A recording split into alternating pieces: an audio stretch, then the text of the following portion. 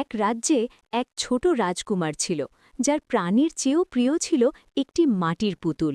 পুতুলটি দেখতে সাধারণ হলেও রাজকুমার সেটিকে এক মুহূর্তের জন্যেও কাছছাড়া করত না। সে ভাবত এই পুতুলটি হারিয়ে গেলে তার জীবন অর্থহীন হয়ে পড়বে।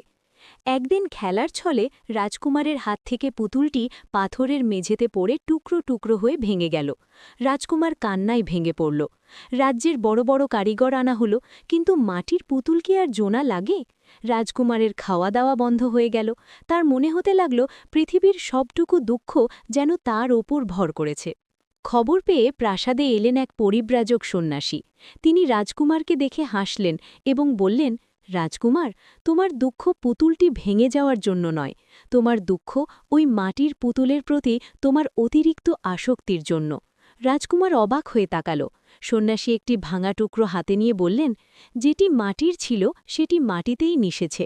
তুমি পুতুলটিকে তোমার প্রাণের অংশ ভেবে ধরে রেখেছিলে বলেই আজ তোমার এই দশা। এই মায়া বা তৃষ্ণা যতদিন থাকবে ততদিন নতুন কোনো পুতুল এলেও তুমি আবার দুঃখী হবে।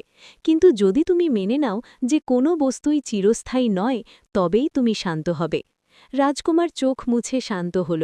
সে বুঝতে পারল ভাঙা টুকরোগুলোকে আঁকড়ে ধরে রেখে কোনো লাভ নেই। যেই মুহূর্তে সে পুতুলটির মায়া ত্যাগ করল, অমনি তার বুক থেকে এক বিশাল পাথরের মতো ভার নেমে গেল। সে দীর্ঘকাল পর স্বস্তির নিঃশ্বাস ফেলল। গল্পের মূল শিক্ষা: এই গল্পের মাধ্যমে আমরা শিখতে পারি যে আসক্তিই দুঃখের মূল। আমরা যখন কোনো নশ্বর বস্তু বা বিষয়ের উপর অতিরিক্ত নির্ভরশীল হয়ে পড়ি, তখনই দুঃখের জন্ম হয়। মুক্তি ত্যাগের মধ্যে। কোনো কিছু হারিয়ে যাওয়ার শোক থেকে মুক্তি পাওয়ার একমাত্র উপায় হল সেই জিনিসের প্রতি মনের গভীর তৃষ্ণা বা মায়া ত্যাগ করা। শান্তি ও নির্বাণ। যখন মন আসক্তিহীন হয়, তখনই প্রকৃত শান্তি বা দুঃখের বিনাশ ঘটে, যাকে আমরা নির্বাণ বা পরম মুক্তি বলি।